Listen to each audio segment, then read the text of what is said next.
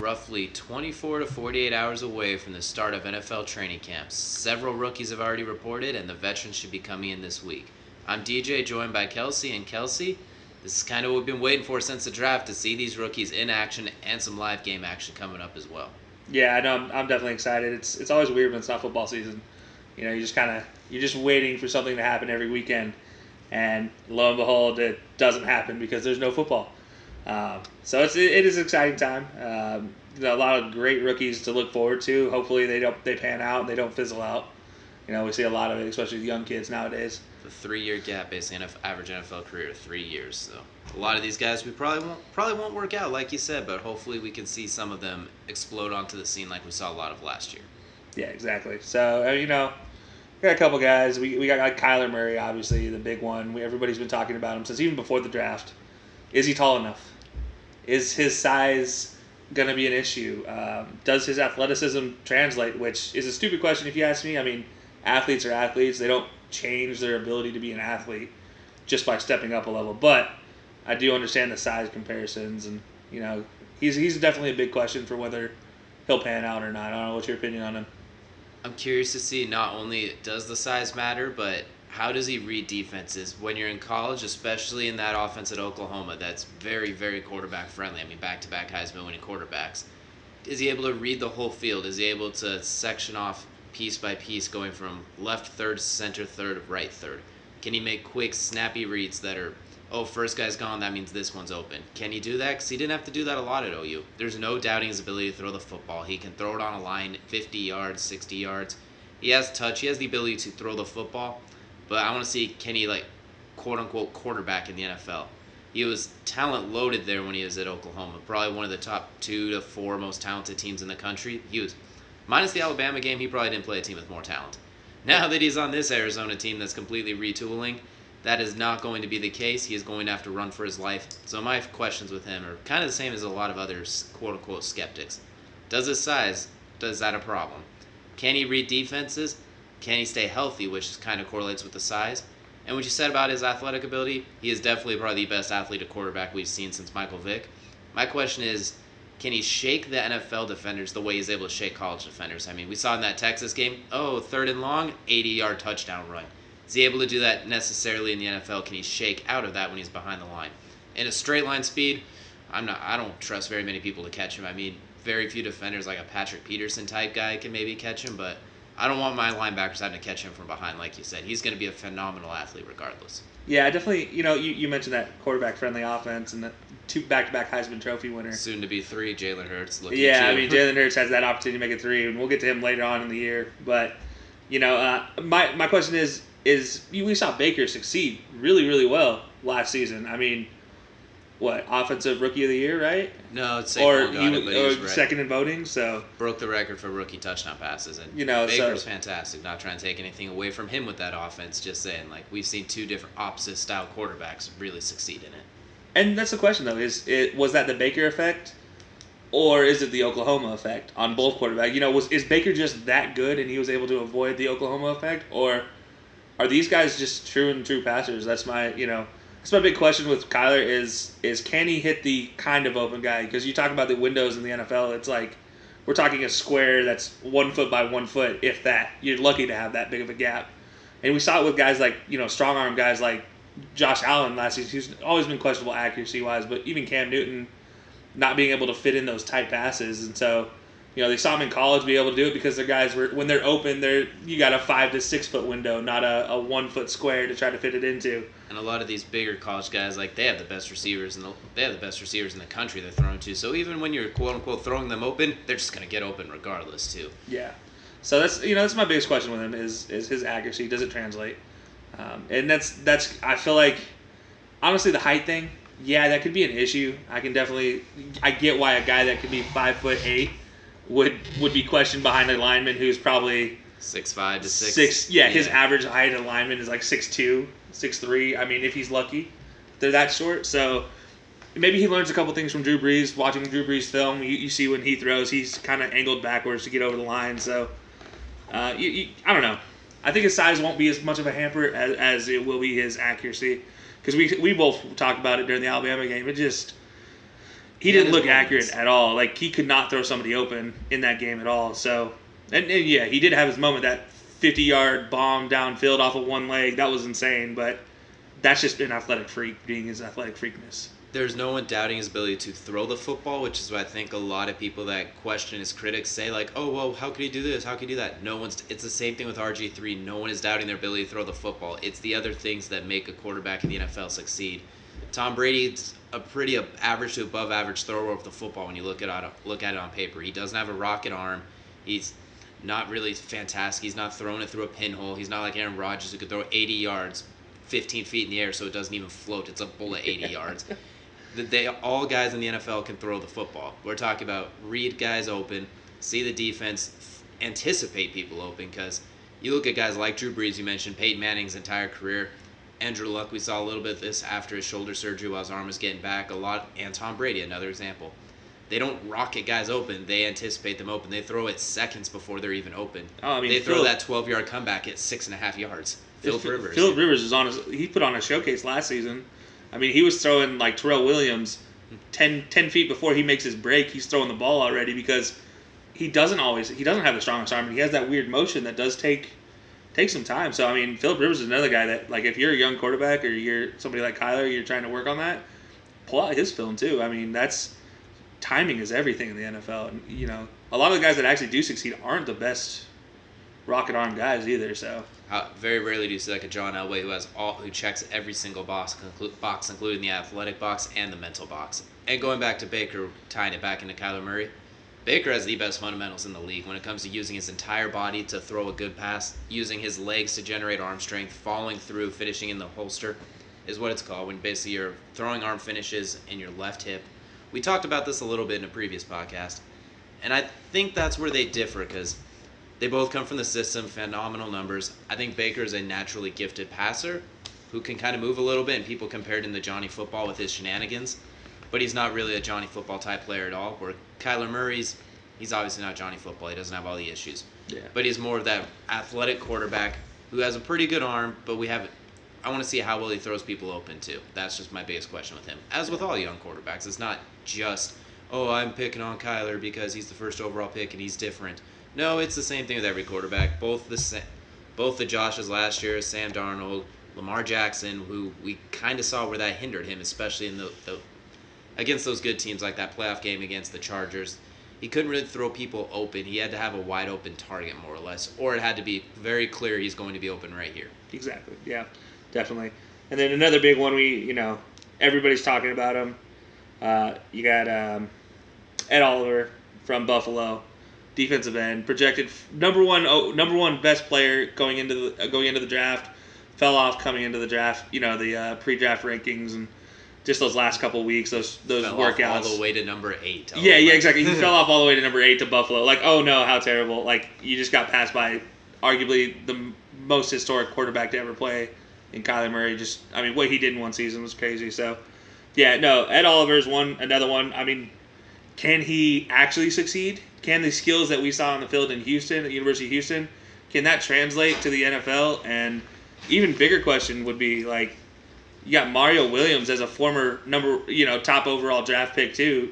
That built just like Ed Oliver, had kind of the same skill set. Is he going to be another Mario Williams, or does he actually play up to his abilities? And they talk a lot about Ed Oliver, like, oh, is he Aaron Donald too? Because a smaller defensive tackle, built on speed, that sort of thing. When I look at him, I don't really see Aaron Donald. They don't really play the same. I thought he reminded me a lot more of a Gerald McCoy as a technique. The way he uses technique, the way he bull rushes, the way he kind of just slithers through people. Like, Aaron Donald just is a freak of nature and does everything perfectly. To compare anyone to Aaron Donald, even comparing to Gerald McCoy, is not fair. But I thought their games were a lot more similar, so I can't see him being a bust. I don't know if he'll be a perennial all-pro Warren Sapp type guy, but I just can't. He seemed like a very safe, can't-miss prospect, kind of like what Quentin Nelson was last year, a guy who he may not be an all-pro, but he's not going to be a bust by any means. So I think Buffalo did a smart thing in drafting him there. They're retooling. They got their young quarterback. They're basically getting out with the old, in with the new. That's a good starting piece for your young defense. That's a building from the inside out. That's a really good pick for him. Absolutely. I mean, yeah, I'm kind of with you. I did raise the question of Mario Williams, but that's because we just see it with Buffalo so many times. Like, guys get drafted by Buffalo, and they're like, oh no, Buffalo. Like, And even Mario Williams getting drafted by Houston, then going to Buffalo. Yeah. He had his moments, but Mario Williams never quite. He was always really good, but he was never that freak he was touted to be. Yeah, he was. Yeah, honestly, I don't think he was deserving of that number one pick that year. But that was a year that who was going to be your number? He was like number one pick by de facto pick. It's just It's either him or Reggie Bush, and I don't think Houston wanted Reggie Bush. yeah, no, he didn't fit their system. So yeah, I don't know. I feel like there's a lot of positives with that Oliver. It's whether he can kind of fine tune some of those more technical skills on defensive line. Can he shed a blocker really well? We saw some issues with it in his senior year at Houston. I mean, he would get double teamed, or even just mauled by a really big tackle and guard, and he just couldn't get off of him. So I mean, can he succeed in the NFL? Can he fine tune those technical abilities? You know, he has a long arm reach. That's not the question. It's whether he can get him off of him. Can he disengage? Yeah. Basically when he gets engaged by a bigger guy, because it's the same thing with Aaron Donald. Like we see them when they can athletic their way around someone or use their quick hands. Easy peasy. They will basically outbox any offensive lineman more often than not, and then they will use their feet to carry behind it. Question is, if he gets locked up, can he stand his ground and use his hands to get off? And mostly in the run game is what I look at too. Like if they're starting to drive you, can you at least just hold your ground?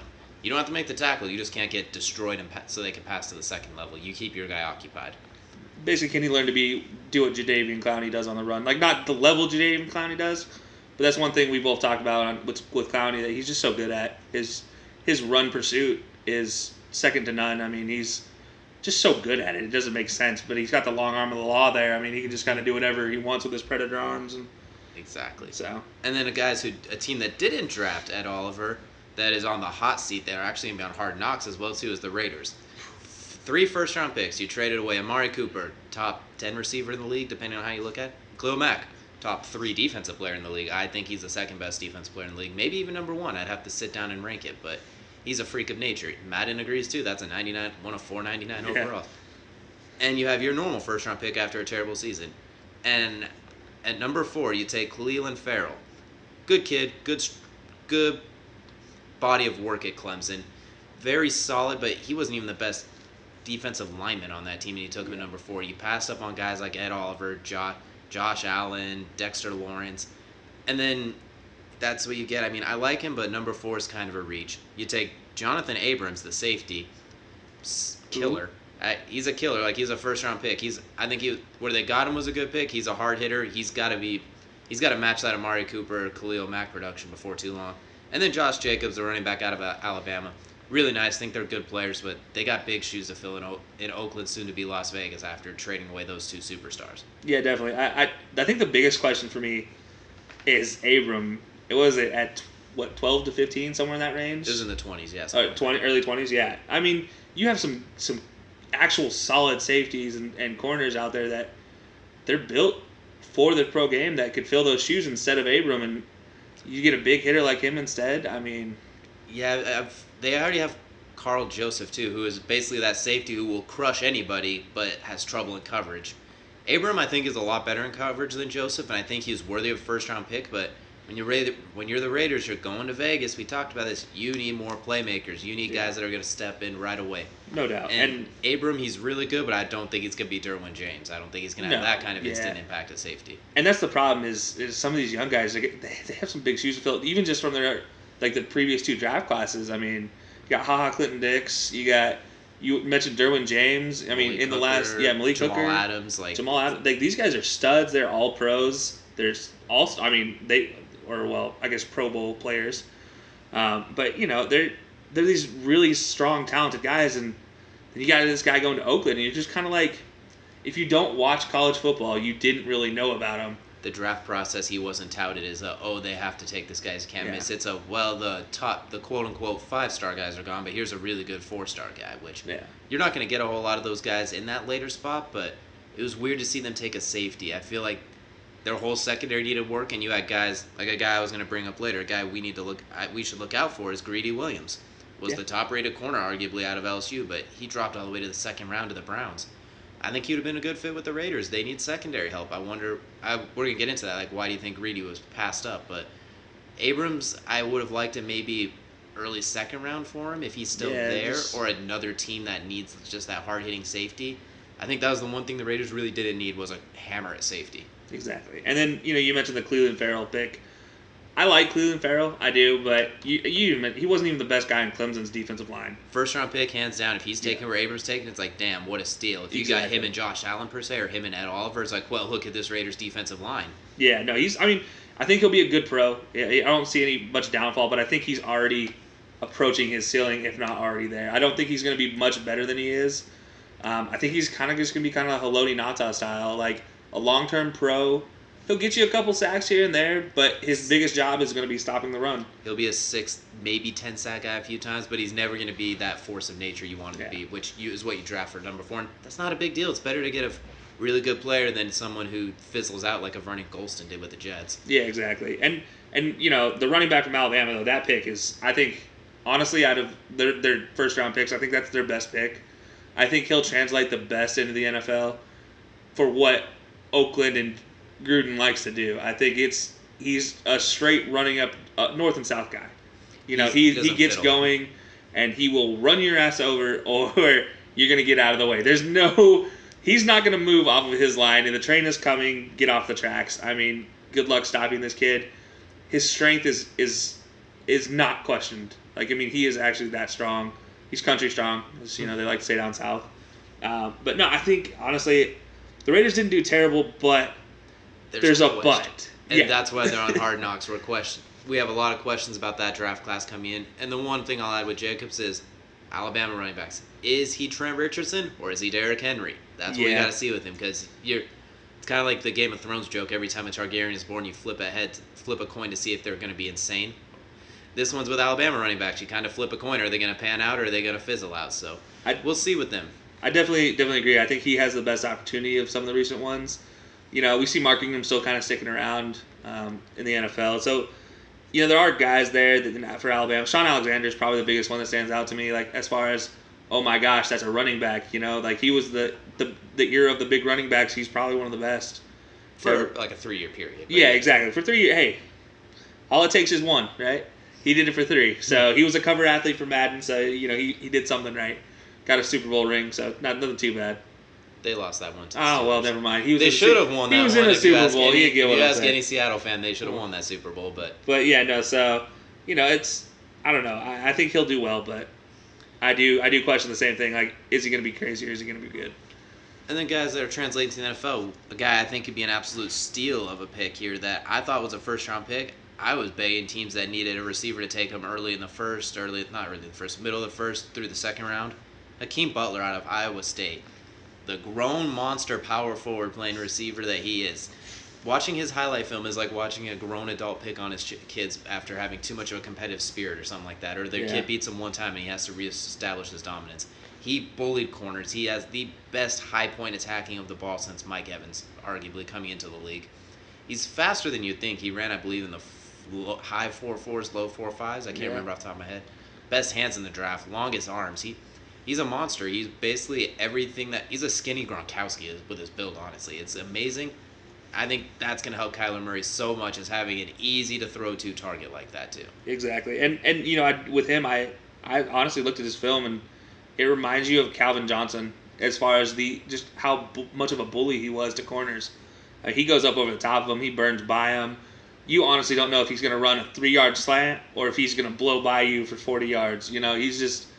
And honestly, the quarterbacks in Iowa State, not that great. You're not talking about a next NFL quarterback there. I mean, they're... Like, Brock Purdy's really, really nice, and he's going to have a good Iowa State career. He'll probably get drafted, but you're not having Baker Mayfield or guys like that throwing the ball. You're not getting some guy like Phillip Rivers. I hate to bring him up again, but a good deep ball thrower like a Phillip Rivers. You're getting the guy that basically beyond 30, it's kind of a lame duck coming in there, and it's going to float a lot. Anyone who hasn't looked at his highlight reel, go look it up on YouTube. It's fantastic. You'll see what I mean when you just watch what he can do when the ball's in his vicinity. He's not necessarily the cleanest route runner, good route runner. Not the fastest, still pretty fast. Probably not the biggest, but he's pretty darn close. And just his knack for getting the ball and his yards after the catch is fantastic. Usually big guys are just high pointers and they go down. And once he gets the ball in his hands, he's actually like a running back, like those smaller guys like Tyreek Hill and stuff like that. Guys, when we get the ball in their hands, they make moves. Yeah. So he's a big prospect to look out for. I think this draft was deep with receivers too. I mean, you have Hollywood Brown from Oklahoma going to the Ravens.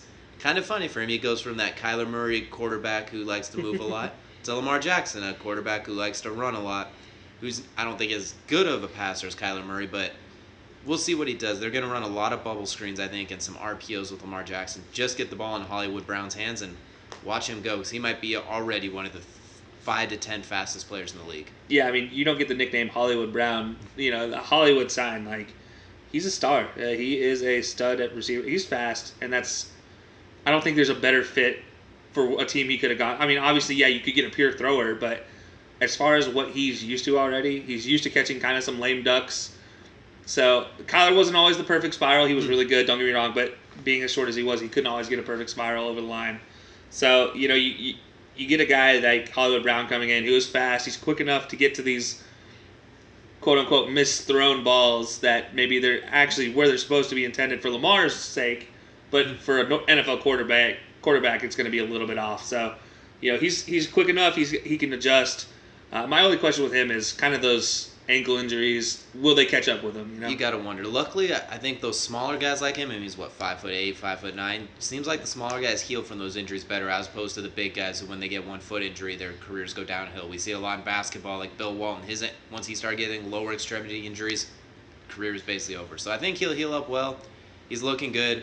They're gonna run a lot of fun things like jet sweeps, end arounds, like bubble screens, the quick screens, stuff like that just get the ball in his hands. So I think that'll help him early on when he's not quite used to those Lamar Jackson passes or those, oh God, the ball's right here, I'm not ready for it. So he's a force to be reckoned with. And another guy built from the same cloth that I'm really excited is Paris Campbell, the Ohio State receiver, going to the Indianapolis Colts, where you have Frank Reich, who arguably was the coach of the year last year. I mean, the offense, what he did for that Colts team. Andrew Luck, who's a top 5 quarterback in the league, depending who you talk to. Second in the NFL in touchdowns last year after coming off that bum shoulder. He's a fantastic quarterback. You give him a weapon like Paris Campbell to play opposite T.Y. Hilton, Eric Ebron at tight end. They're going to have a lot of fun with Paris Campbell. He can fly, he can catch, he runs clean routes. Kind of surprised he dropped as low as he did, honestly. I mean, yeah. I'm not sure why he dropped, but that's a steal for that team, too. Oh, no doubt. And his story is great. They talked about it during the combine. I mean, the kid wasn't even recruited coming out of high school for real. Like, his junior year, he goes to an Ohio State receivers camp. And he tells Urban Meyer, I want to play for Ohio State. What do I need to do? Tells him catch 200 balls after practice, or some insane number like that after practice every day, and come back to me next season and come to this camp. And if you can show me that you've improved, we'll give you a scholarship. He got a scholarship, never looked back. He honestly could be one of the reasons Dwayne Haskins was so highly touted and came as a first-round pick. I like Haskins. I think he's good, but when you're throwing Campbell was arguably not the number 1 receiver on that Ohio State team. He's one of the most productive, but he was overlooked. I feel like he's been overlooked his whole career, but he is like, even when I saw the draft pick, you're a diehard Colts fan. I texted you immediately, and I told you I thought that was a steal. Like that's a heck of a draft pick by him. And you need somebody to pair with Ty, and you already have success with that shorter style receiver. I feel like this is just another guy that you have to throw in there as a weapon that's actually might be a little more sure-handed than Ty. I feel like that might be blasphemous for you. I don't know, but for my standpoint, I feel like he's just a little more. He's not as fast as Ty, but he's like the Hushmanzada to your Ocho Cinco. You know, that type of dichotomy between the two could be what develops from it. And you have guys like Devin Funchess, who they signed in, who could be your quote-unquote Hakeem Butler type, just go be huge over there and get the jump ball. So that's an interesting dynamic. I want to see how Paris Campbell plays out in that offense. Yeah, and then actually keeping with the receiver talk, though, DK Metcalf for Seattle, the guy that came alive during the combine. Everybody was already talking about a freak of nature, but he showed just how much of a freak of nature he was at the combine. Talk about a roller coaster ride. He goes from not even the best receiver on his team to a first-round pick that can't miss him, best receiver in the draft, to no one really is not buying him. Then he suddenly, after the combine, oh my God, you can't miss him. He should be the first receiver taken, maybe a top 10 pick. And then he drops a little bit to where Seattle gets to snag him. He's had an interesting ride here, and I wonder if that's going to motivate him and he's going to just put his head down and we're going to be all scared poopless about what Russell Wilson are going to do next year. Or if he does end up being that Stephen Hill type where it's like, oh, wow, he's huge and he's fast, but how good is he? Yeah, and I question that Seattle offense, too. I mean, their receivers, you see it with, Golden Tate, for example. Golden Tate. Golden Tate is, he's kind of a freak of Seattle, like for the receivers, he doesn't. He kind of stands out just because he went to another team, multiple other teams, and did well with them. But like I'm thinking guys like Sidney Rice or uh, some of the older generation Seahawks guys when they're just so run heavy of a team, I almost question like whether this will be a great fit for him or will it backfire. Like we see Russell Wilson, he kind of has his own favorites when he's throwing the ball. Like you got Jimmy Graham that went up there and Where was he? exactly like what happened to Jimmy Graham. Like you just completely got lost in the shuffle. So I don't know. I look forward to seeing what he can do, and if he and Russell Wilson click and that offense can kind of change some things to work with DK, because we talked about in watching the combine his route running needs work, a lot of work, but what he does well are those quick slants and a deep ball. I mean, A slant and a 9 route. That's your entire Yeah. route tree. Maybe a stop route here or there, but yeah, and he's quick enough to do it, so it's just a question of what they do it. Whether they get it whether right. it's good for his career long term, I'm not sure. But for his rookie year, I think this was the perfect fit because Seattle doesn't even run like a normal offense. They hand the ball off a lot, and then they just say, "Hey, let's run." They basically run option routes 40 yards downfield, where Russell Wilson sits in the pocket, even though his offensive line's kind of crap, he doesn't help them a lot because he sits back there, waits till a rush gets through, then panic runs out and slithers away. He's probably the best in the NFL I've seen besides Michael Vick at eluding pressure. And then he's looking downfield like, all right, Tyler Lockett, you ran a deep in route, but the way they played you, cut to the corner. It's kind of like those short option routes Julian Edelman, those guys run. Just they run them 30 yards downfield, and Russell Wilson sits and waits to find it. Instead of looking deep to see what you have, then working your way down, he starts short basically to try and pull people down, then looks deep. It's kind of, they have a backwards type offense. And I think DK could thrive in that. It's basically, all right, DK, run 40 yards downfield, and however they're playing, you cut the opposite way, and I'll find you eventually. Yeah. I'm going to get hit a lot, or I'm going to have to run for my life, and my offensive line's going to look terrible, and they're not that good to begin with. But we'll make it work. So I think he'll have a lot of explosive plays because of the way they run plays. It's really odd up there. Yeah, and so that's kind of what I mean. When I say I wonder if he's going to be another Seattle casualty with receivers, I think that's why Jimmy Graham wasn't successful there. The dude's a route runner. Like Jimmy Graham was a route runner, whereas DK Metcalf is. He's a freak. Yeah, he's just athletic as all get out, and he's going to probably run into the same questions that Amari had when he came out. Can he catch the ball consistently? Those hands are a little bit suspect sometimes. Sometimes they get caught between a rock and a hard place a little bit. Yeah, literally, his hands are bricks. It's rough. But yeah, I don't know. I think he could be good, but it's dependent on if Russell gets in the ball. We'll see how they work out. We'll learn a lot preseason about him. Like if he comes out running these slants, these zig routes, we'll be like, oh, okay, we were wrong. Somehow he's defying the law of physics and able to turn his giant body in ways that he shouldn't be able to, like those smaller receivers can as well. Exactly. And then I got one more receiver on my list that I was kind of a dark horse that I'm going to throw a little bias in here. He's an Auburn guy. But the team he went to, Darius Slayton, going to the New York Giants, I honestly think that's the greatest fit for him. He's kind of that burner guy, but he was the crispest route. Is that even a word, crispest? Most crisp, either way. Most crisp route runner for Auburn throughout his career, and honestly underused. He wasn't really used until the Purdue bowl game last season, where they absolutely demolished Purdue, and so that, it's kind of one of those guys that underrated through much of his college career, but I feel like as a pro, he can do really well, and I think going to the Giants, where you have Eli currently, and we'll get to Daniel Jones a little bit later. You guys got a little questionable staff there at quarterback, but you also have space in the receiving core. I mean, because right now, you got Sterling Shepard. That's all that rings a bell. Evan Ingram at tight end, but you got options out wide, Yeah, so there's room for him. Can he take over that at least third wide receiver role, maybe even the number 2 spot? I don't know. I like to see what he can do. He is a burner, and I guess a burner at heart is the best way to put it, but he has hands. He doesn't really drop much that hits him in the hands, and that's the important thing. And you did mention Daniel Jones. I feel like we have to kind of mention him with all the other guys we're talking about. We're going to learn a lot about him this preseason. We're going to see how these accuracy issues, how this reading the defense, we're going to see a lot about it because I think he's going to get some, maybe not first-team reps, but he's going to get some earlier reps. Like they're going to pull Eli a little quicker because, I mean, you already know what Eli is. He's been in the league for, 50 years now? I mean, you're pretty well established. I honestly wouldn't even play him much, like give him one series a game, something like that. See what you got with Daniel Jones. Let him throw to the ones, see what it's like. Maybe he shows something that none of us see. Maybe he's absolute trash. That's a way to find out. Yeah. And to keep this from being a full-on just draft recap, we'll talk one more rookie guy each that we want to look out for, then we'll start talking about some of the other things we want to see from more established players in the league or the guys coming into their second year. Yep. One quarterback who's not going to play this year, I can't see him playing, but I just want to kind of throw it out there because I think he's going to be good. Gardner Minshew, that went to the Jaguars. He's the Washington State quarterback. He comes from that air raid Mike Leach offense, which is heavily scrutinized for guys coming into the NFL. But I think Gardner Minshew could be a little bit different. I'm not saying he'll be Patrick Mahomes and he'll set the league on fire, but he's very accurate. He's quick with reading the ball. He's got a little mobility. He caught fire with that Washington State offense towards the end of last year. They were putting up points. They were moving the ball. There's a lot of those quick little swing passes that make the air raid famous where you're throwing it maybe 12 feet to the left or 12 feet to the right and watching your receivers make plays. But I think he showed the ability to read quickly, good arm strength, not elite arm strength, but really, really good throwing the ball intermediate, like those deep in routes, those deep short posts.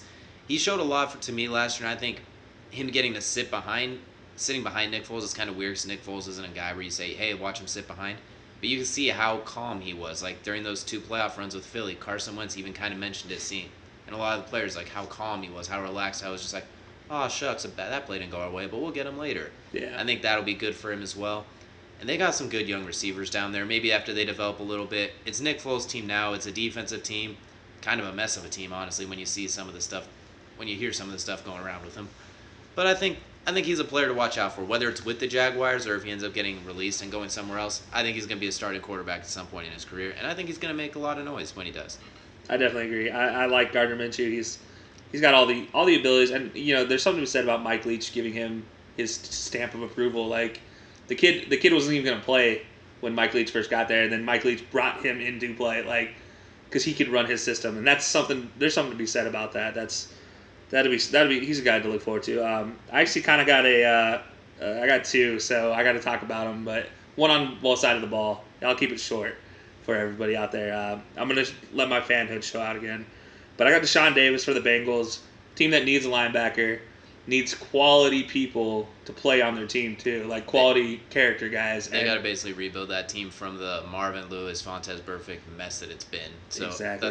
That's a good fit for him. Even if he doesn't start right away, he's going to help change the quote unquote culture.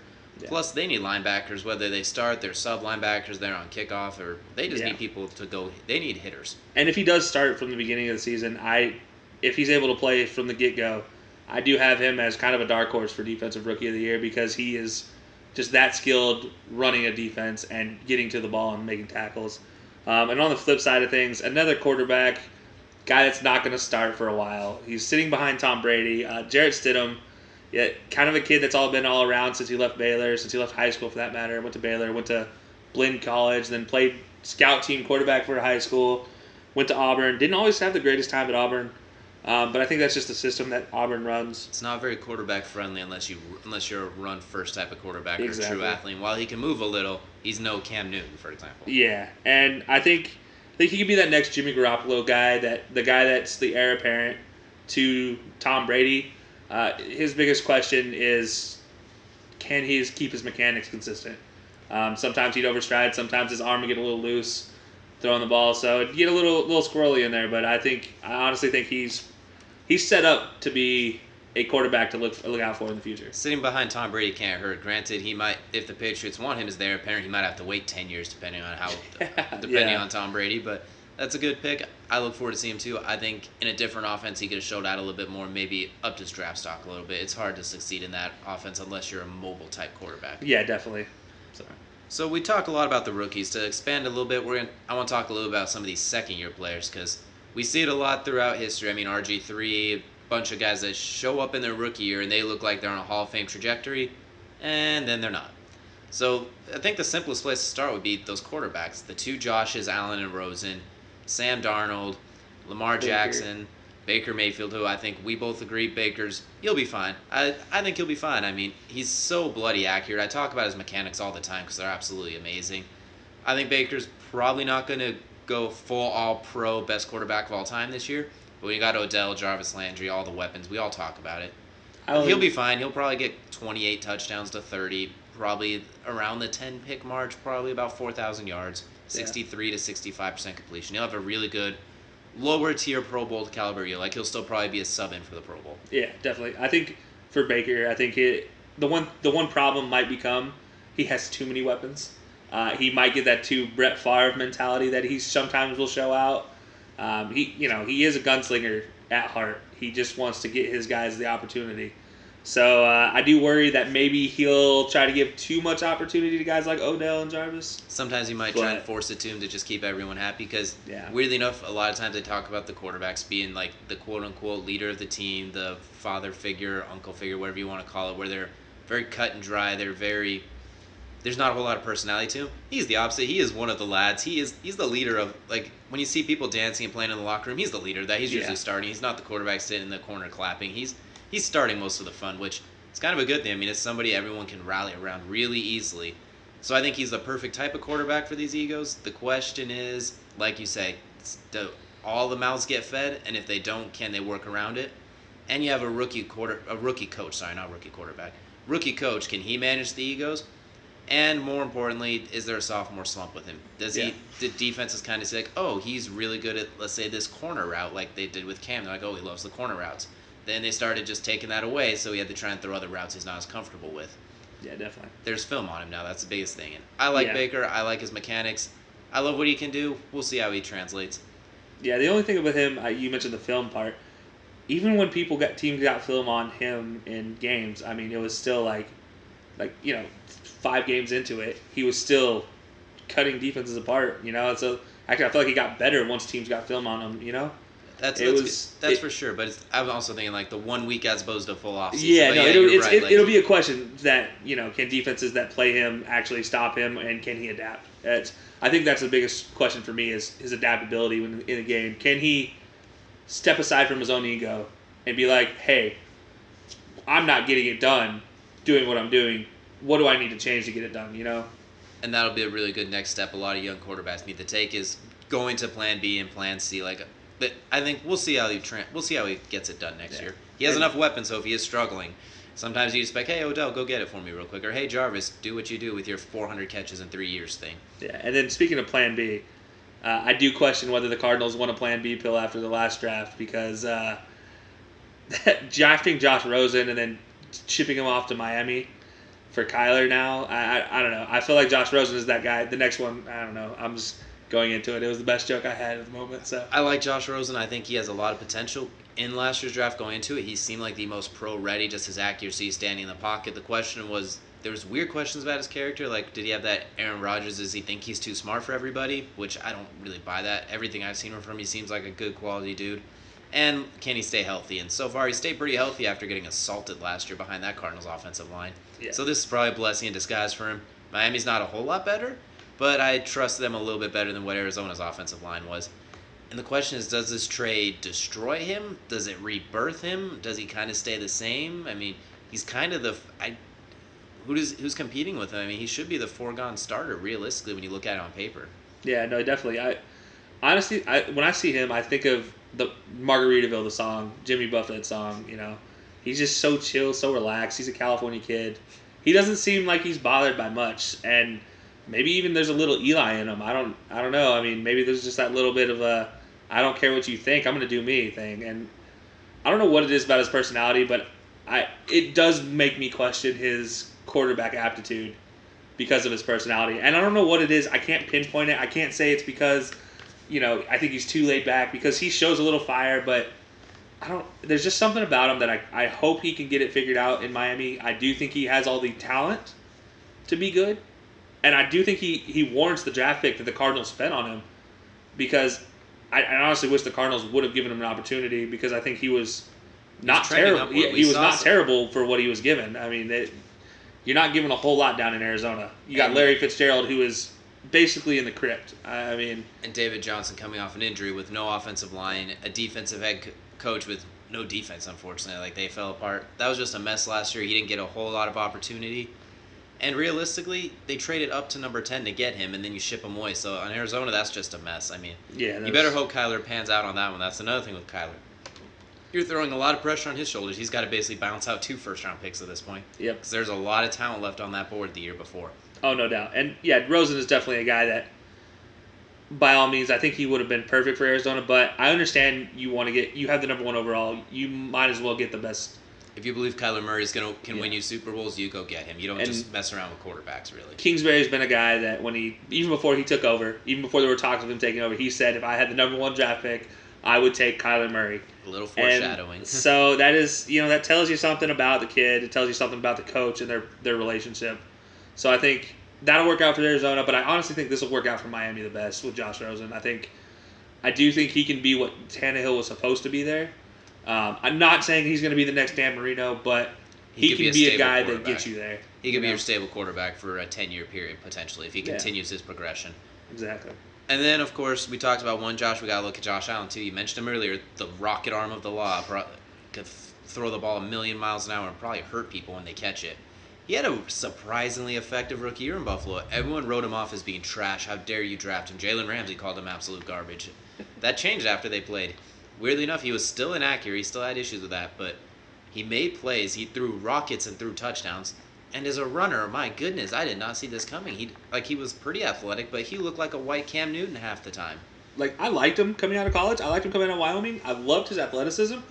I was shocked, and I thought he was athletic, but he shocked me with how athletic he is. I mean, how many 100-yard games rushing did he have? 3, something like that? Yeah, and then the Minnesota game, just straight leaping a man, landing on one foot, taking a shot in the chest, keeping balance enough to gain 3 more yards after that. Most running backs couldn't do that, let alone a quarterback.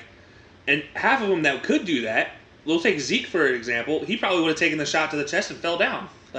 Granted, you don't want your quarterback doing that a lot, but showing that he can do it. He showed an immediate impact, which I was impressed with. He still had those issues coming out. He still was very erratic with the ball. He still really couldn't trust him to throw people open, that sort of thing. Buffalo's clearly rebuilding right now. I mean, I can't even really name any of his weapons off the top of my head. I mean, LaShawn McCoy, if he's still around, but Yeah. So he's going to have some work to do. They're not really a threat to take the division. I don't see it. Oh, he's got Cole Beasley now, too. I rest my case. I mean, Cole Beasley's not a guy that necessarily is going to chase down a ball if it's a little erratic. I mean, I know he had Dak throwing him a few wild He made ones. Dak look good, and that's impressive enough for me. So Dak's very good in that 5 to 7 yard range where Josh Allen's going to be like, no, I got this arm strength. I think those 5 to 7 yards, he's going to end up taking Cole Beasley's sternum out if he tries to rocket it in there. Yeah, no doubt. And they're an interesting team. We talked about Ed Oliver. They're building for the future. I like Josh Allen. I think he could be pretty good. He's got to fix that accuracy. I mean, he probably left 20, 30-plus plays, hundreds of yards out on the field just from being a little erratic. Yeah. He showed a decent ability to read defenses, not really that great by far. It was mostly the one-read kind of take-off sort of thing. But he wasn't just like, oh, I have to throw it to my number one guy. Oh, my God. So, well, here's my question about that. Who is his number one guy? Exactly. Let me rephrase that. The number one option on the particular play, not his number one overall target. He's a lot in that Josh Rosen category where he wasn't given anything to succeed. He was kind of just like, all right, you have that rocket arm, just go show it off. Show the fans what to be expecting in the future. And, Buffalo fans out there, you do have something to look forward to in the future. But you've got to give the man some weapons. You got to give him a little leeway if he struggles. We want to see improvement, but you can't expect him to suddenly turn into 4,000 yards, 69% completion, 30 touchdowns. It's not going to happen, no matter how many targets he has. With these targets, it's not going to happen. And most importantly, Josh Allen, quit running like a running back. You missed games last year. You're too awesome. You run when you need to.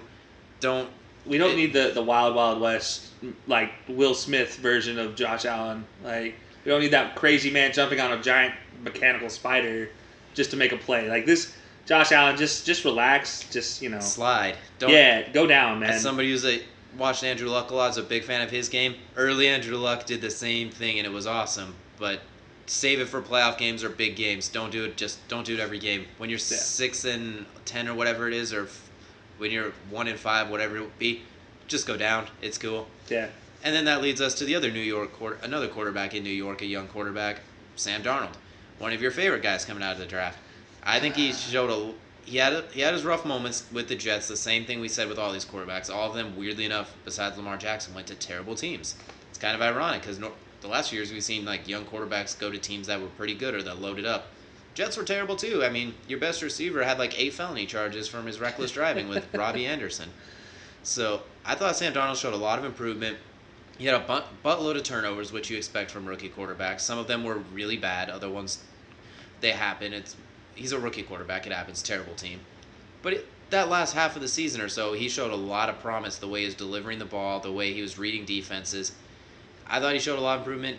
Being in the division with the Patriots makes everything difficult, but I think Sam Darnold could be a quarterback of the future for him too. He impressed me because I thought he was closer to Mark Sanchez than a Carson Palmer type, but I think as far as UFC quarterbacks go, but I think he established as being at least as good as Mark Sanchez at this point. Yeah, definitely. He's definitely better than Butt Fumble Sanchez. Better than John David Booty since we're yeah, talking John David about Booty as USC well. Gosh, he quarterbacks. was rough too. Yeah, no, I think honestly, Sam Darnold, just you talked about it and hits the nail on the head. Turnovers, ball protection. Can he fix his issues? Because he has all the talent himself to be a good quality NFL quarterback. Kind of wipe the smug look off his face. That'd be great. Quentin Williams, you can handle that in practice. His Little face bias is just in there. his face is just it's just so smug. But he says all the right things. He does all the right things on the field. He has all the talent to be a good NFL quarterback. I don't know if he has the talent to be great, but nowadays there's not many greats coming into the league that we see yet. There's a couple goods, but there's not a lot of greats yet. So you don't see a lot of guys that come in and it's like, oh, that guy's going to be Tom Brady or Drew Brees or something like that. Normally they work their way up there and it's the guys you don't expect nowadays. Yeah, you don't see a Steve Young getting stuck behind a Joe Montana, Exactly. Like, you don't see that anymore. You definitely see these guys taking their knocks, and I think we saw a lot of that with Darnold last year. I don't think the Jets are there yet, but I think them getting Le'Veon Bell, that helps a lot. That's gonna. You got a guy at running back now who can catch, who can block, who can run, who can help a young quarterback read a blitz and pick up the blitz. He could do all of it. The guy Le'Veon Bell is going to help out Darnold so much, and as long as he can keep the ball in the Jets' possession and not make stupid mistakes, he's going to make some. He's still a sophomore quarterback. I get it. Like, he's second year. He's going to make some mistakes, but honestly, the guy is just a little too erratic right now. He just needs to tone it down a little bit. Again, drop the Brett Favre just a hair. And the one thing I think will help him too is I was a big fan of Todd Bowles. I think he's a great coach. Now he's got Adam Gase, who there's questions how good he is as a head coach, but he's an offensive guy. He helps quarterbacks. He made Jay Cutler look good for a little bit. He made Josh McCown look really good. Yeah. I think that's going to help him a lot. And you mentioned Le'Veon Bell, top 2 to 3 running back in the league. We'll see how he bounces back after not playing for a year, but I can't see how it hurts him. No doubt. They're probably all these young quarterbacks we've talked about, those sophomores. He's probably in the best situation long term because you got Jamal Adams as well too, a stud defensive piece to build around. They signed a lot of good guys. C.J. Mosley, like they have a defense they're building. And Adam Gase, I think he's just gonna look at it and be like, look, we have a stud defense, score 25 points a game, give up 17. We'll be okay. We just gotta control the ball, like you said.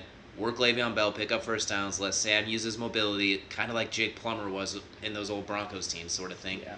They'll get some better receivers and tight ends coming along, at least I hope for his sake. At least ones that can stay out of prison and jail. Yeah. So I think he's probably in the best situation long term as far as these young quarterbacks we've talked about that were drafted last year. Excluding Baker. Baker, that's true, I guess, Yeah. but I'm curious to see how things mesh with Baker too. Where like they have a lot of right now talent. We'll see if they can resign because they're gonna have to resign those players too. Yeah, no, and the one thing I will say about Darnold too is, I think he needs to be more. He needs to take a page out of Alex Smith's book, and that game manager playbook that everybody hates to reference a quarterback by, but it's not a bad thing. Sometimes you need a game manager just to keep possession. You need the game manager until it's time to win the game. Basically. Exactly. Like some of the guys, the older guys that we talk about that we all love and we all respect so much. The Steve Youngs, the Joe Montanas, the Dan Marinos. I'm going to leave Brett Favre out of this because he was not a game manager ever. Not even in coming back off of retirement or coaching Southern Miss quarterbacks. He's never been a game manager. He was winning that game or he was losing that game. Exactly. There's no in between. He could be playing a pickup game and he is winning that game or losing that game.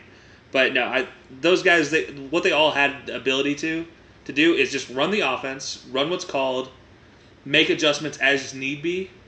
And Tom Brady is really the best at this, reading the defense and then at the right time, calling an audible or calling the flip of a play and adjusting just a little bit to win you that game. Run those damn swing routes to the running back like James White 50 times, let him get 18 yards after the catch, Julian Edelman, all that. Just keep running it, just dink it around until they don't let you do it. Then you go over the top. Don't try and then you hit force it. that seam route to Gronk for 30, 40 yards. Exactly. breaks open. And Brady's the best of all time at that, arguably. As much as everyone else in the NFL hates it because it's so damn effective. Yeah. And then there's the last quarterback who was a rookie last year that, at least from those core 5 first-round guys, Lamar Jackson. Yeah. He's in the best situation right now, potentially, considering they were a playoff team last year. Depends how you look at it. Hollywood Brown, you bring in Mark Ingram. But you lose guys like C.J. Mosley on the defensive end. Alex Collins. Alex Collins could be an interesting pick up there, too. Like, they have running backs. They're built, it seems like they're letting his legs and that run offense they established take them all the way there. And they have good tight ends. I'm a big fan of some of their tight end situations, but I'm not sure if they're going to be able to do it again. I mean, that division's kind of weak, honestly, the way it's been moved around in some of the pieces, like AB leaving, etc. But I'm not sure if they're going to be able to make the playoffs next year. Yeah, no, I respect Harbaugh for what he's doing offensively on that team. Like, willingly taking his ego out of play, his coaching ego, because every coach has an ego, I don't care what you say, because they all run a system. And Harbaugh is actually leaving his system out of it. He is purely being like, all right, my quarterback is talented in these things and is slacking in these things. And let's not play to his weaknesses. Let's play to his strengths and let him succeed. We talked about this in length during the playoff games last season. My opinion on quote coaches being so egotistical, not giving their young quarterbacks a chance. And, you know, we definitely discussed this, and definitely it's on the quarterback to make the changes. But in this case, I feel like this is great for Harbaugh, and it's great for Jackson, and it's kind of great for the Ravens franchise going forward, because if he can develop while starting, and this team can still be successful, I mean, this is a long-term development project with Lamar, and if it can work out, it's going to be fun to watch. I mean, a Mike Vick down the road, but right now he has Mike Vick's legs with the noodle arm of, you know, and he can't really get the ball outside the numbers. He's got to work on that, but he can hit you with those short little inside routes, little short inside option routes, little seams, that sort of thing. You can use the run to suck those linebackers up just enough. So I think they'll be good. I think the Browns are more threat for a playoff team. I think the Steelers, even though they lost the best running back in the NFL, arguably, and arguably the best receiver, they had enough talent stashed away in there. They're pretty well loaded. Big Ben just has to not be an idiot with the ball and needs to not call out his teammates. They just need to get rid of Big Ben. That's one way to look at it, but I think they'll be fine. I mean, James Conner's still pretty good. He's not better than Le'Veon Bell. I don't care what anyone says. He had a good year last year behind the best offensive line in football in a loaded offense. Stop it with people saying that team made Le'Veon Bell. That is not the case. James Conner just happens to also be good playing in that system. Yeah. And Juju Smith-Schuster is an emerging superstar receiver. Even when you put the number 1 corner on him, he's still going to get his. Yeah. And James Washington, that receiver they drafted last year, he was the best receiver in college football, arguably, for a little while. Oh, no doubt. Best deep threat, arguably, and now you pair him up with Juju. They're going to be fine. They're still going to be a threat, and that defense. We talked about they had a pretty good draft themselves, too. I mean, trading up and getting Devin for that linebacker, they're going to be a force. Yeah, no, that is true. That conference is absolutely loaded, and it's rebuilding. And that's the biggest thing is which team in this conference can retool or division. Yeah, sorry, whatever. I'm in basketball mode still, so. But no, which team in this division can rebuild and retool quick enough to take advantage of the other team's retooling? Exactly. And that's why we talk about these second-year players and what can we expect from them. Exactly. Like the Ravens, they're quote-unquote defending champions, but we'll see, because I think they did not get any better. I don't know if they got worse necessarily, but they didn't get better. The Browns, well, we all know them. On paper, they are loaded. On the field, we will see. I like their chances. We're going to do a little preseason. Once the preseason starts wrapping up, we're going to do a prediction of how we think teams will finish up, but as of right now, without seeing anything, I think they're the favorites for the division, if not a wild card spot. Yep. Steelers are still the Steelers. They're still set and ready to go. Even though they have issues at quarterback, even though Ben Roethlisberger is a perennial Pro Bowler, I still think he has a lot of shortcomings that I think have hindered the team. This loaded team they've had the last few years, where they've had more talent than anyone, basically since 2015, 2016, but they haven't been able to get over the hump. And then Mike Tomlin, everyone loves him. I think his time there should be coming to an end. He's a pretty good leader of men, but as a coach, he lacks a lot. I haven't seen a lot of it personally. When you watch him as a coach, it doesn't seem like he fully gets X's and O's. It just seems like he's really good at rallying people, but he just makes some questionable decisions sometimes. So he's a more successful Rex Ryan.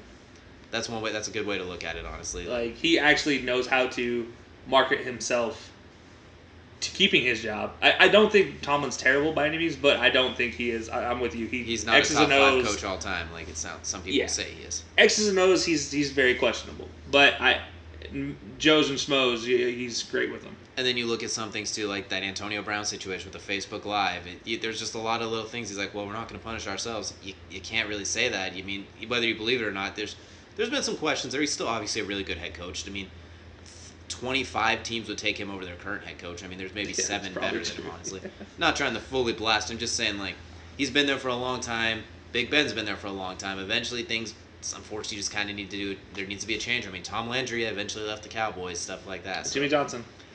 Well, that was a scenario. Well, sorry, Mike Ditka eventually left the Bears, even though Bears fans are still asking for him to come back. Exactly. So there's always some stuff. There's always stuff like that. So they're still going to be an issue.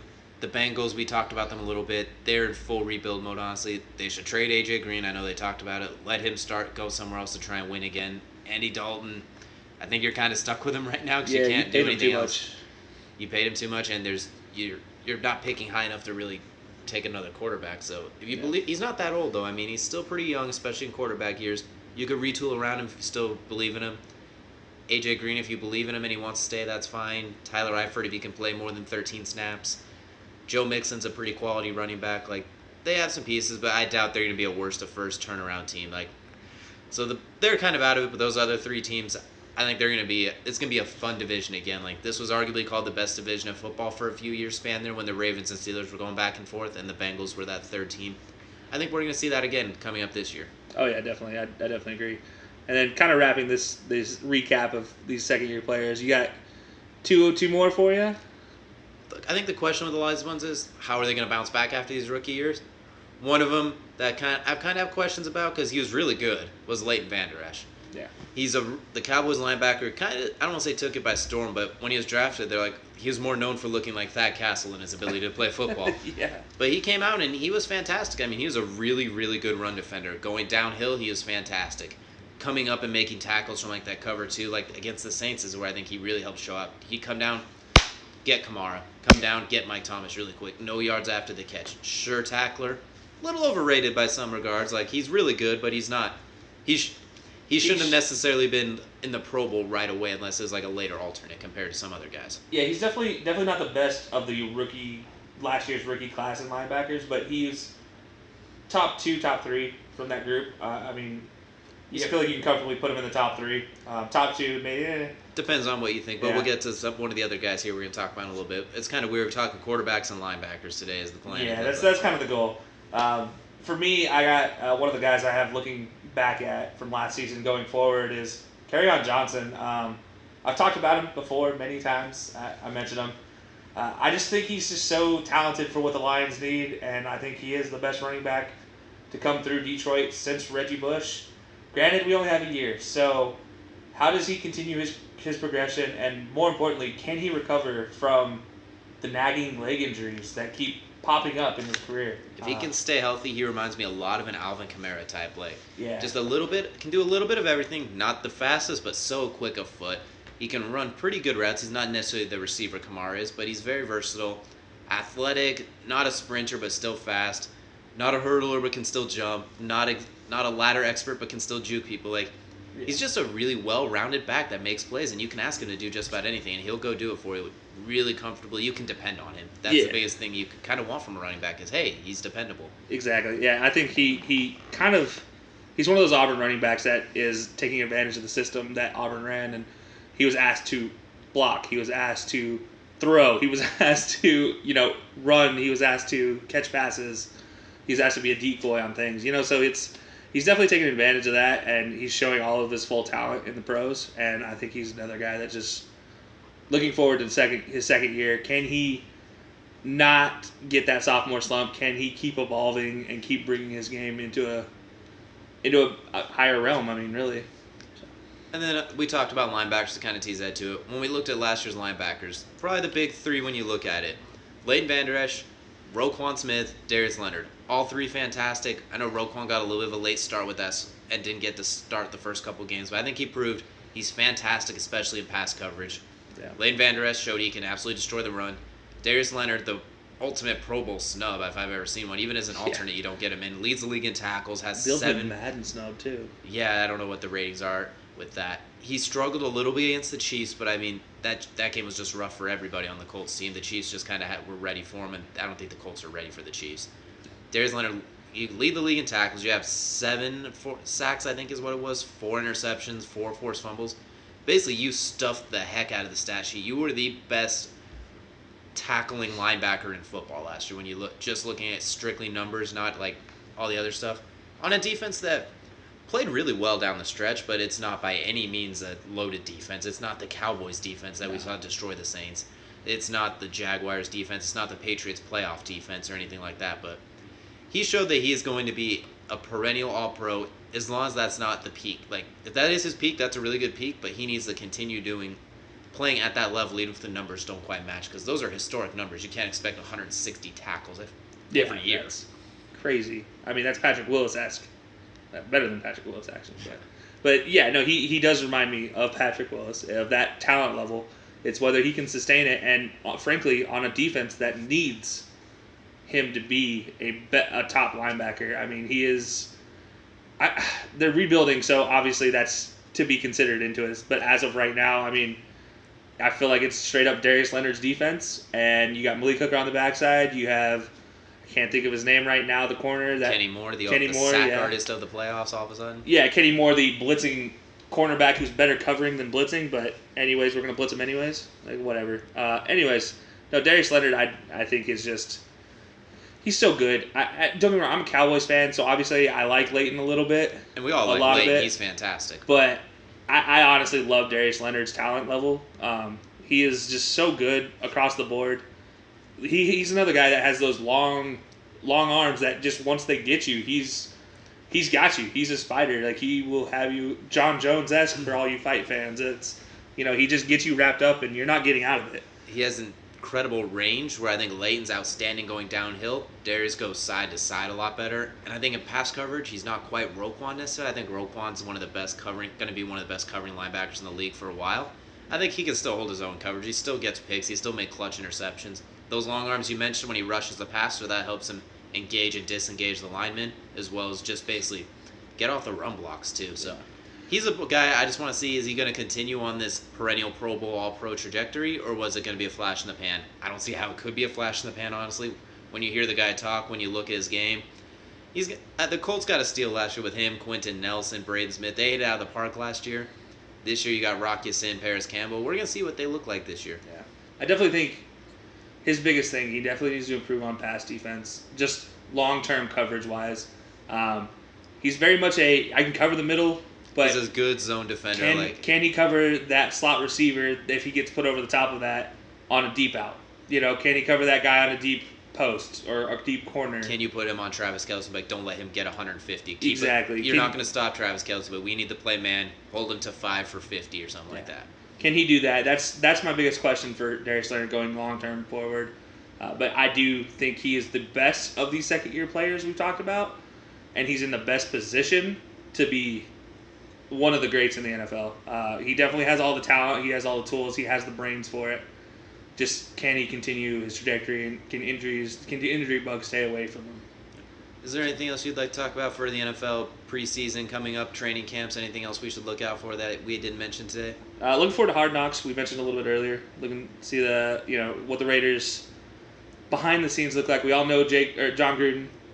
We all know Carr. We all know AB from their antics. And Carr, not so much as antics. Just Carr's kind of a laid-back, chill dude. But AB, I mean, his antics are well known. Very well known. Gruden, we all know how crazy he can be, and now you have a camera on him basically 24/7.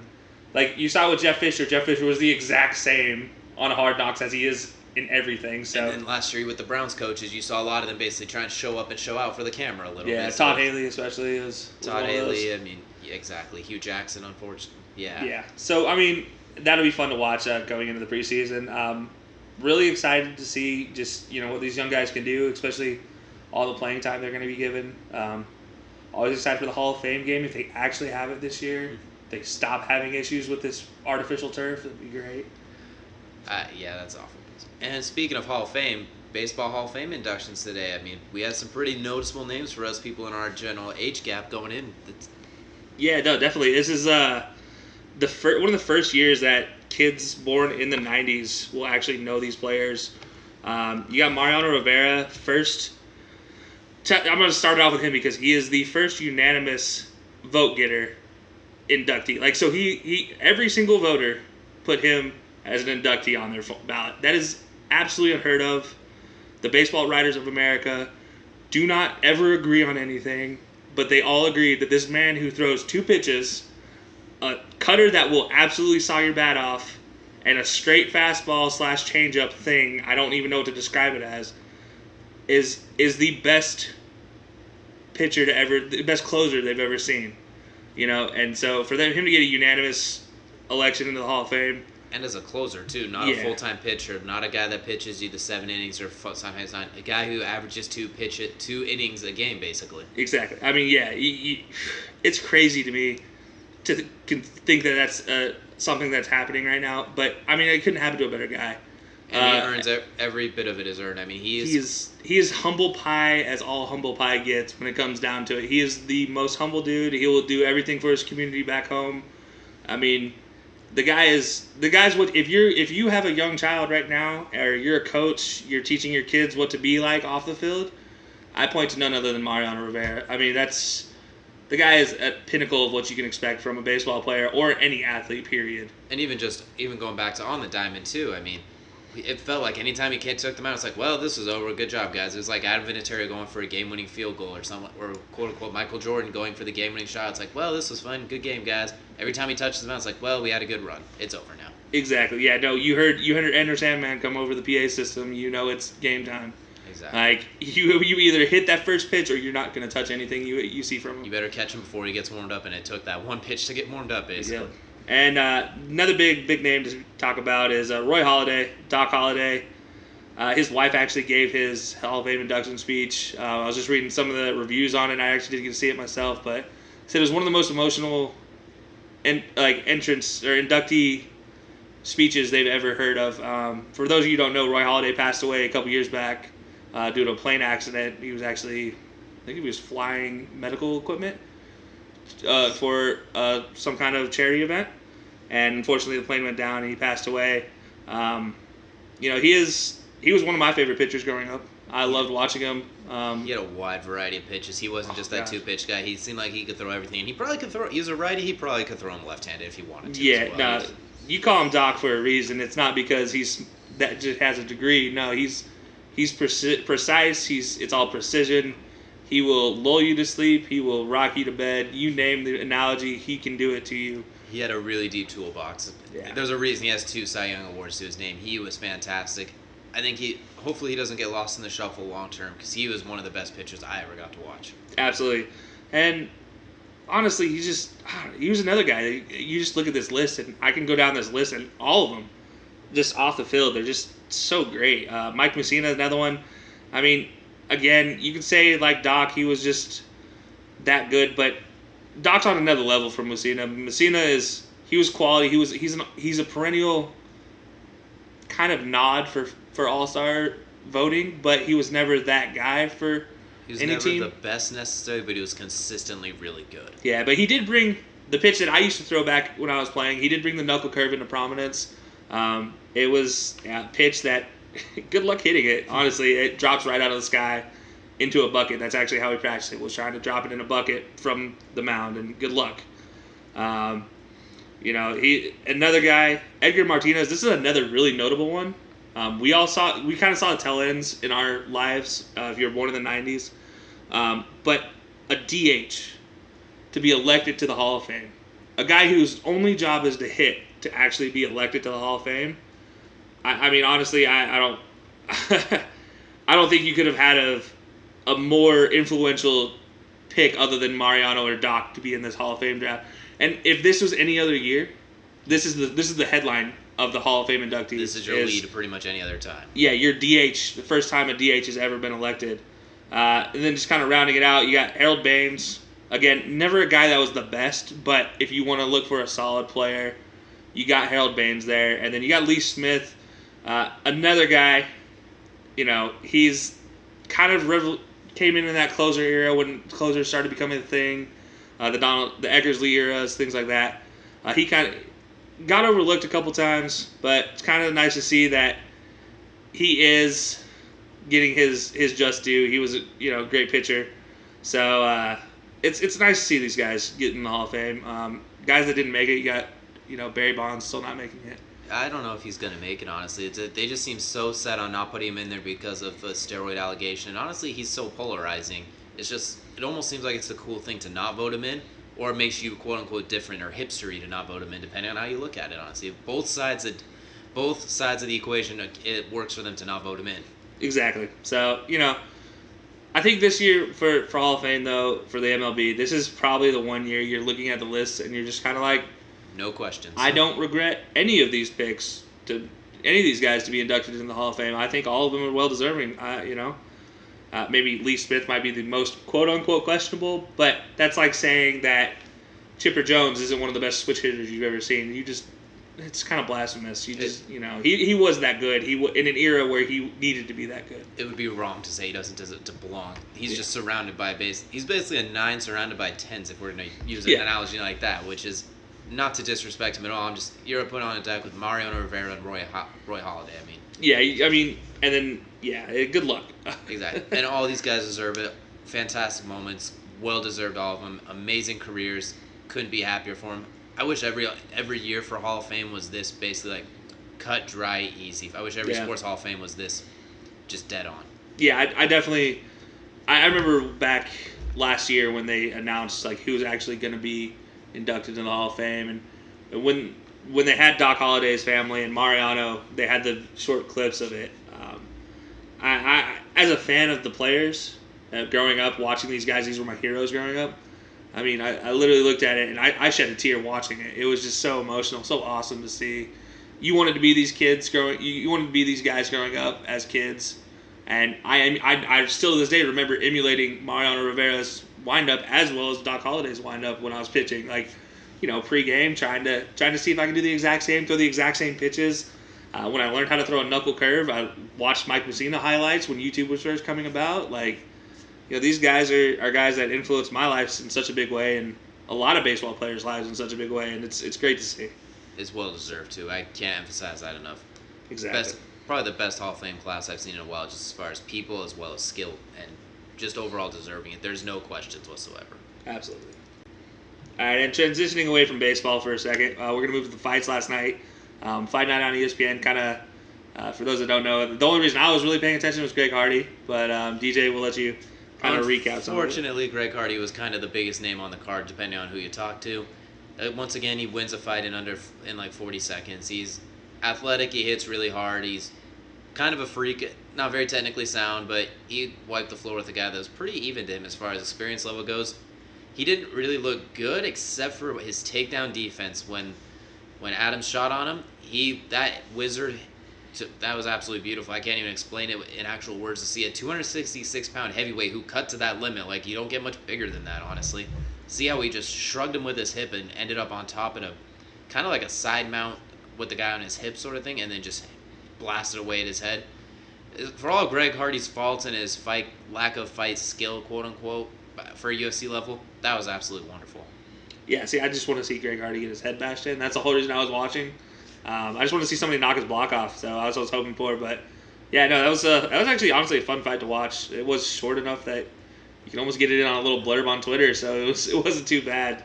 He's probably not going to fight a lot of those Derek Lewis, Francis Ngannou type guys that will blow his head off like you want to see for a while. I think they're still going to keep him in that prospect, lower level type thing, which is smart for his career. You don't want to feed him to the guys that absolutely murder people's skulls right away. So, for the UFC, invest on your investment, that's smart. For people like you want to see him fight Derek Lewis or Francis Ngannou right away. Absolutely. I just want to see that. Now, if they sold me a pay-per-view that says Francis Ngannou versus Greg Hardy, I'd buy it immediately. I'd be sitting in front of the TV with my popcorn, ready for a 10-second fight, and it'd only be 10 seconds because he'd wobble around for the first 8 seconds after he got hit. So, anyway, the rest of the fight was unfortunately a little uneventful. There were some pretty good fights. 10 decisions, if I'm not mistaken, that was a UFC record. They had 3 knockouts in a row that were total less than 2 minutes, including the Greg Hardy one.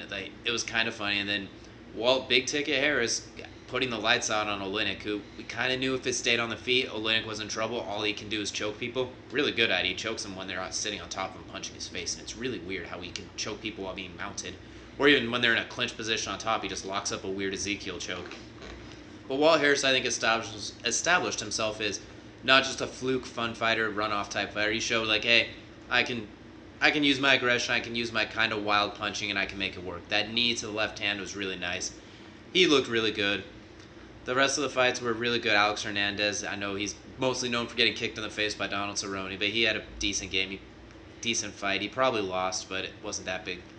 The main event was kind of good. It wasn't exciting by any means, but it was so technically masterful. Rafael Dos Anjos, one of the best fighters in the world. Unfortunately, at welterweight, where he's looked so good, he's a pygmy compared to the rest of them at 5'7", 5'8". He just can't reach him. He's very pressure heavy, so he does march forward. But Leon Edwards, 6'2" and some change, long arms, he picked him apart on the outside. Those elbows were disgusting. The 1-2s, even taking him down once. And when he got his leg kicked out from under him on his back, defended just fine against a guy who was really good on top. So for me, it was a really good performance. It wasn't that exciting. The fight night itself wasn't one to write home about and be like, oh my God, guys, you have to watch this event with me. But I think we saw Leon Edwards assert himself as a next potential contender at welterweight. A lot of guys at welterweight that are good matchups for him. Like, not for him to win, just really good matchups. Him and Jorge Masvidal got that beef, the 3-piece and a soda thing from the backstage. I don't think that's going to happen. Masvidal's all in on that title fight or that McGregor fight. Can't blame him. You're coming off that 5-second explosion on Ben Askren's skull. I mean, why do anything? Why take anything else? Leon Edwards is probably going to be ranked in the number 7 or so. You could match him up with Darren Till, a little English versus English, little UK battle there. That's a good fight. Maybe matching up with a Ben Askren who just lost, even though he's going to be ranked well ahead of Askren, who I think is now at 10. So that one he might not want. You could put him against Tyron Woodley, the champion who's coming off a loss and was supposed to fight Lawler but got injured.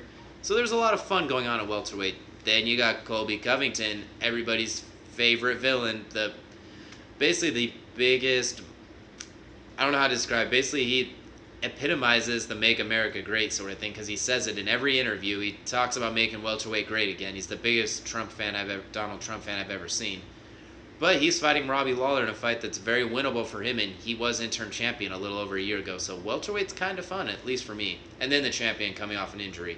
So there's a lot going on at welterweight. Okay. So after last night, what is the one thing you can say looking forward to in the next fight night? Or there's obviously that Covington and Robbie Lawler fight. How does Lawler bounce back after that? He lost to Askren, but he didn't really lose. He beat the piss out of Askren and then got choked out without getting choked out. I mean, that was just a weird scenario. And at the same time, he wanted to fight Woodley. It didn't work out, but he said he'll fight Covington, so you could tell he's not a big fan. They trained at the same gym for a while, but not really together, so we'll see how that plays out.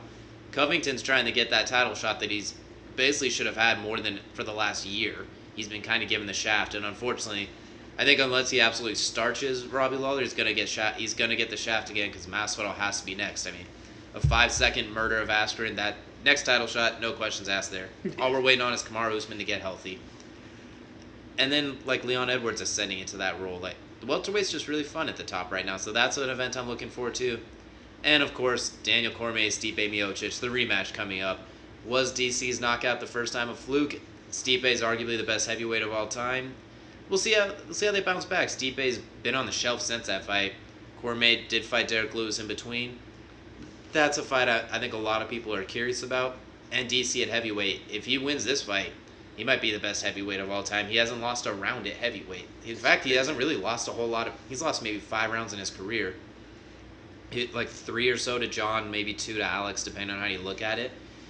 Honestly, you take away John Jones out of the scenario, which is blasphemous to do, but just considering all the issues he's had in both fights, like as far as drug testing, all that sort of thing, DC is the best fighter of all time on paper.